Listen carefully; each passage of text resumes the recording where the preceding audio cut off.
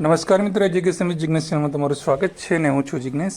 મિત્રો, વિદ્યા સહાયક ભરતી ધોરણ 1 થી 5માં પ્રતીક્ષા યાદીનો તબક્કો જે જાહેર કરવામાં આવેલો હતો અને આજે જિલ્લા પસંદગી માટે ઉમેદવારોને બોલાવેલા હતા.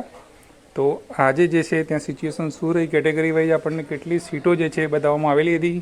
અને તમને ખબર છે કે મોરબી જિલ્લામાં જે છે પાછળથી થોડીક સીટો જે છે એ ઉમેરવામાં આવેલી હતી અને એમાંથી આજે કેટલી સીટો જે છે એ ભરાઈ છે અને તમામ ઉમેદવારો જે બોલાવવામાં આવેલા હતા એ ઉમેદવારોમાં કેટલા ઉમેદવારો હાજર રહ્યા છે, કેટલા ઉમેદવારોએ જિલ્લા પસંદગી કરી અને છતાં પણ કેટલી સીટો હજુ બાકી રહી ગઈ છે એનું આપણે વાત કરી લઈએ.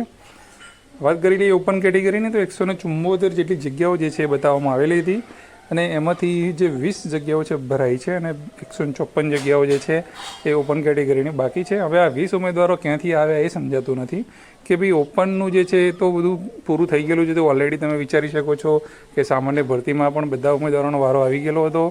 તો એમાંથી પાછા સામાન્ય ભરતીમાંથી ઉમેદવારો જે છે ત્યાં જિલ્લા પસંદગી કરી અને પાછા ત્યાં હાજર ના થયા અને પાછા કચ્છમાં ગયા અને કચ્છમાં જઈને પાછું વિચારો કે એમાંથી પણ એ લોકોએ કદાચ ગયા તો હશે જ, એટલે એમાં પણ એમને લીધું નહીં અને વળી પાછા જે છે એ વેઇટિંગમાં આવ્યા. એટલે કઈ રીતનું થઈ રહ્યું છે આખું ગોળ ખબર નથી પડતી. 20 ઉમેદવારો જે છે ઓપન કેટેગરીના જે છે એ જિલ્લા પસંદગી કરેલી છે. એસસી કેટેગરીની વાત કરીએ, 30 જેવી સીટો બતાવવામાં આવેલી હતી. એમાંથી 16 જગ્યાઓ જે છે એ ભરાઈ છે અને 14 સીટો જે છે એસસી કેટેગરીની બાકી રહી ગઈ છે. એસટી કેટેગરીની વાત કરીએ તો 41 સીટો જે હતી એમાંથી 33 જગ્યાઓ જે છે એ ભરાઈ ગઈ અને 8 જગ્યા જે છે એ બાકી રહી છે. એસસીબીસી કેટેગરીની વાત કરીએ ઓબીસીમાં તો 73 સીટ બતાવવામાં આવેલી હતી. એમાંથી 48 જગ્યાઓ જે છે એ આજે ભરાઈ ગઈ. 48 લોકોએ જિલ્લા પસંદગી કરી અને 25 જગ્યા જે છે એ બાકી રહી ગઈ છે. ઈડબ્લ્યુએસ કેટેગરીની અંદર 45 જગ્યાઓ જે છે બતાવવામાં આવેલી હતી. એમાંથી 14 જગ્યાઓ ભરાઈ ગઈ અને 31 જગ્યા જે છે એ બાકી છે. ટોટલ ઓવરઓલ વાત કરીએ તો 363 સીટો માટે પ્રતીક્ષા યાદી જાહેર કરવામાં આવેલી હતી. 363માંથી 131 સીટો ભરાઈને 232 સીટો જે છે એ બાકી રહી ગયેલી છે. હવે ખાસ અહીંયા જોવાની વાત કરીએ કે આપણી જે ઓપન પછી એસટી અને ઈડબ્લ્યુએસ આ 3 કેટેગરી છે એમાં તો ઉમેદવાર જે છે છેલ્લા સુધીના બોલાવી લેવામાં આવેલા છે કે એટલે એમાં હવે કોઈ બીજા કોઈ ઉમેદવાર હોય એવું લાગતું નથી. પણ ખાસ જે 2 કેટેગરીની વાત કરીએ કે એસસી અને એસસીબીસી એની અંદર હજુ ઘણા ઉમેદવારો પેન્ડિંગ રહી ગયેલા હતા. તો હજુ અહીંયા અનુક્રમે એસસીમાં જોવા જઈએ તો 14 સીટો અને એસસીબીસીમાં જોવા જઈએ તો 25 સીટો. તો જો આજે તમામ ઉમેદવારોને બોલાવવામાં આવેલા હોય અને એમાંથી આટલા જ ઉમેદવારો હાજર રહ્યા હોય તો આટલી સીટો જે બાકી રહે છે તો પ્રતીક્ષા યાદીનો બીજો તબક્કો જે છે એ ભૂતકાળમાં આવેલા છે.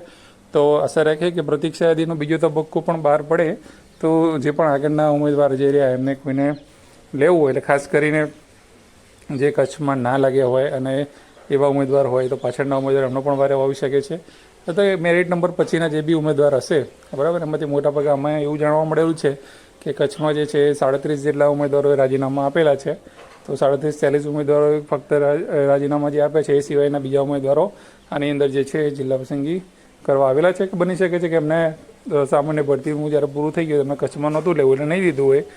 કદાચ એમને ખબર હોય કે ભાઈ મારો વેઇટિંગમાં વારો આવી જવાનો છે તો એવા ઉમેદવારોએ અમુક એક કચ્છનું નહીં લીધું હોય તો એવા ઉમેદવારો પણ જે છે એ આમાં જિલ્લા પસંદગી એમણે કરેલી છે. એટલે એવું લાગતું હોય લોકોને કે 37 જણાએ જ રાજીનામું મૂક્યા છે અને બધાએ કચ્છમાં લઈ લીધું હોય તો ઉમેદવારો ક્યાંથી આવ્યા.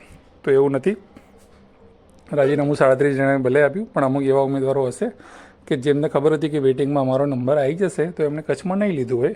તો એવા પણ ઉમેદવારો હશે આની અંદર. એટલા માટે આ સીટો જે છે એ ભરેલી તમને દેખાય છે.